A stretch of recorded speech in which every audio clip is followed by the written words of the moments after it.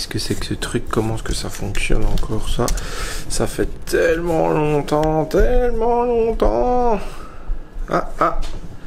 Là, je crois on tient quelque chose. On tient quelque chose.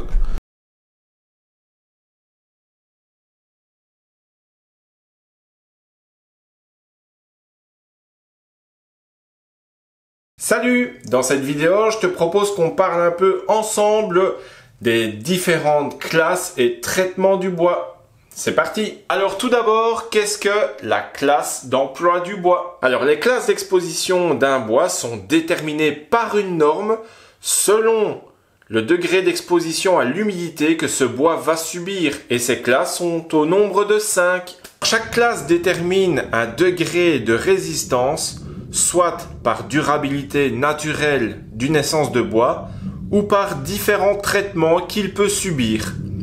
Cette durabilité naturelle du bois ne concerne que le cœur du bois, donc c'est-à-dire le duramen. Parlons un peu des traitements avant de parler des différentes classes de bois. Il existe deux principaux types de traitements. On a les traitements dits de préservation et les traitements dits de finition. Mais alors, c'est quoi la différence entre les traitements de préservation et de finition? On appelle produit de finition tout produit tel que les lasures, les saturateurs, les huiles, etc. qui assurent une protection et une finition au bois qui l'empêche d'être dégradé dans le temps, des dégradations physiques telles que les UV, les intempéries et autres. Au niveau de la préservation du bois, c'est tout produit ou traitement qui est appliqué à la surface du bois ou à cœur de celui-ci. Ils sont destinés donc à augmenter le degré de résistance d'une essence de bois contre l'humidité et tout ce que nous pouvons rencontrer comme intempéries extérieures. Il y a aussi la protection contre les insectes xylophages, les champignons. Et donc ces traitements sont nécessaires aux essences de bois qui ne possèdent pas une durabilité naturelle. Au niveau des différents traitements qu'il existe, il en existe plusieurs qu'on va passer en revue ici.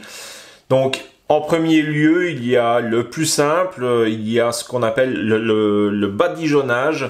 Donc le badigeonnage consiste à appliquer un produit simplement à l'aide d'un rouleau, d'une brosse ou d'un pinceau manuellement sur la surface du bois, ce qui va le protéger contre les intempéries et différentes attaques d'insectes ou de champignons. Ce genre de traitement est souvent à réitérer chaque année, voire tous les 2 ans, suivant un peu les produits qu'on utilise. Ensuite, il y a l'aspersion sous tunnel.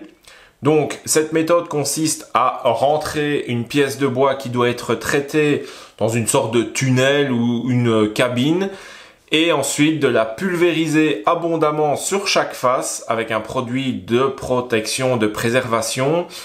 Et cela va permettre également donc d'augmenter sa durabilité contre toutes les attaques naturelles. Ensuite, le trempage. Alors, il y a 2 sortes de trempage. C'est simple, un trempage court et un trempage long. Donc la seule différence entre ces deux procédés, eh bien, c'est la durée du bain. Alors le trempage, bien, comme son nom l'indique, c'est la méthode qui consiste à prendre les bois à traiter. On les immerge quelques minutes, voire quelques heures dans un bac qui est conçu spécialement pour, avec des produits de préservation à l'intérieur. Une fois le bois sorti, il est donc nécessaire après de le laisser égoutter et sécher sous abri avant son utilisation.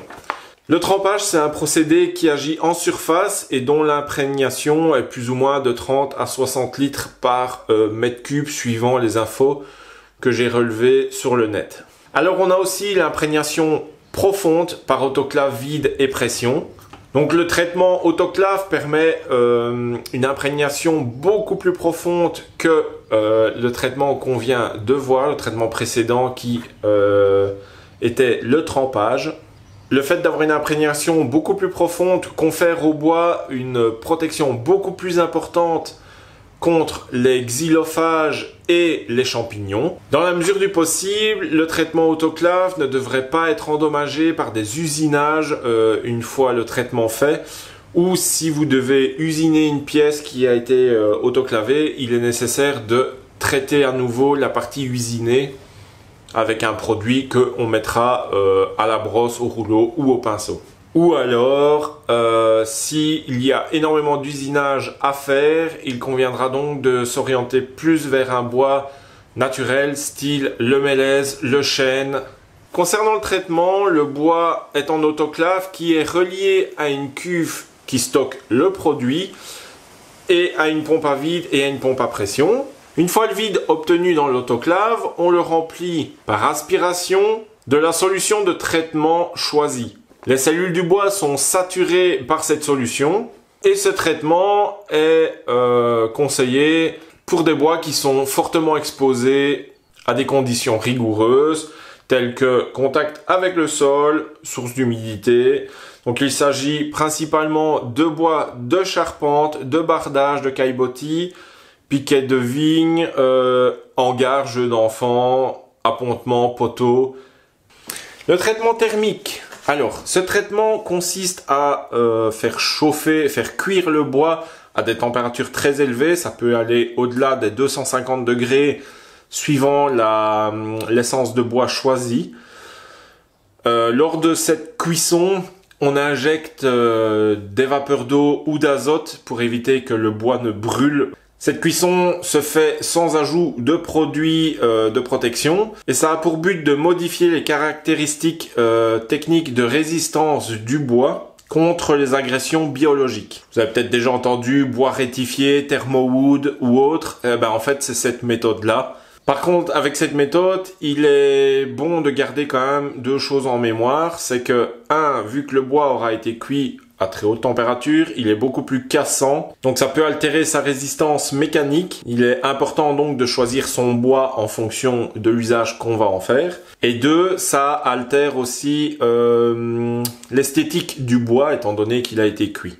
Alors il y a aussi une toute autre façon de travailler, c'est de travailler des essences qui ne nécessitent aucun traitement, aucun badigeonnage, donc des bois naturels simplement. C'est des essences spécifiques qui ont la particularité d'être imputrescibles, qui résistent à des attaques d'insectes ou autres. Ils ont des densités ou des duretés importantes, ce qui donc leur confère une résistance naturelle. Donc c'est écologique, c'est solide et durable. Alors il y a de nombreuses essences variées qui ont ces particularités-là et qui poussent dans nos régions. Malheureusement, elles ne sont pas assez souvent utilisées et elles sont un peu méconnues. Je vous mets un petit tableau que j'ai trouvé sur le net avec différentes essences et leurs classes. Je vous laisse regarder ça.